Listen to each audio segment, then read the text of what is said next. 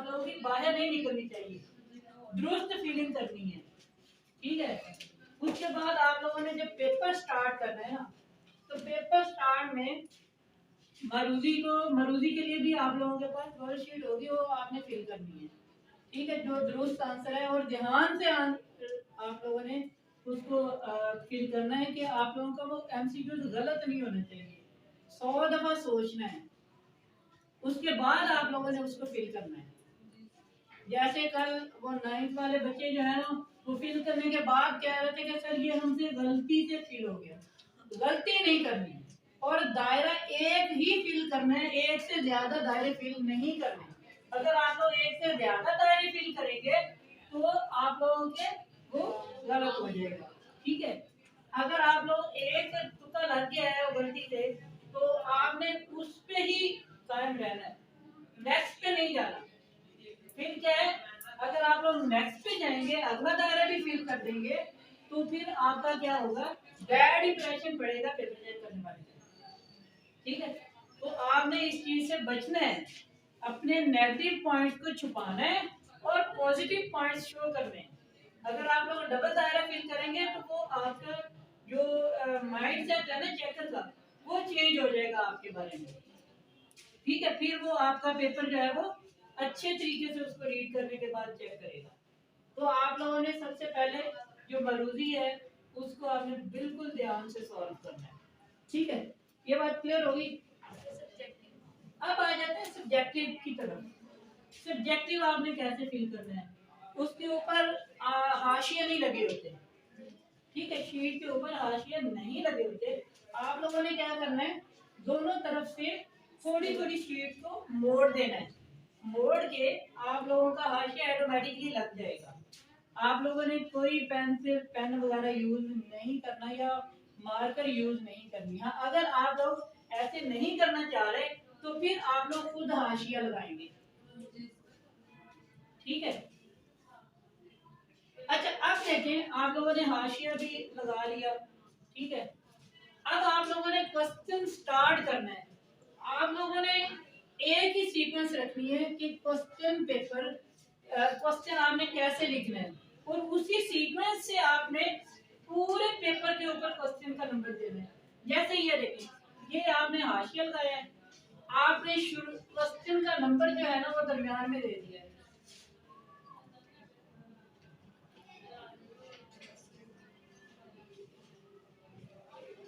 ठीक है।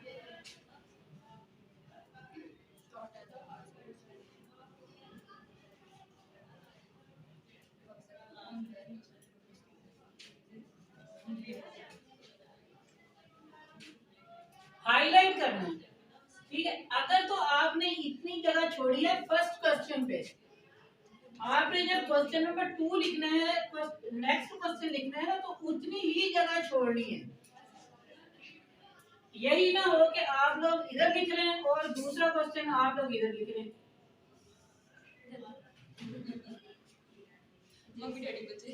समझे। एक ही सीक्वेंस से चलना है, ठीक है। एक ही सीक्वेंस से आपने पूरे पेपर के ऊपर एक ही सीक्वेंस से लिखना है, ताकि आप लोगों का वो जो एक अच्छा इंप्रेशन बन जाए चेकर के जहन में, वो चेंज नहीं होना चाहिए।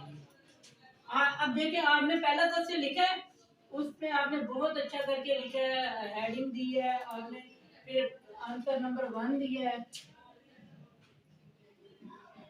फिर 2 दिया है। अच्छा, अगर आप ये दरमियान में लिख रहे हैं ना, तो आपने आंसर जो है ना वो स्टार्ट में लिखना है।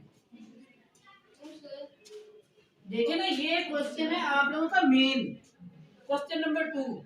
अब क्वेश्चन नंबर 2 में आपके पास 8 पार्ट हैं, 8 में से आपने 5 करने हैं। तो 5 करने के लिए आपने आंसर नंबर 1, आंसर नंबर 2 कौन से क्वेश्चन का करना है वो आपने बताना है कि आंसर नंबर 1 लिख रही हूँ या लिख रहा हूँ आंसर नंबर 2।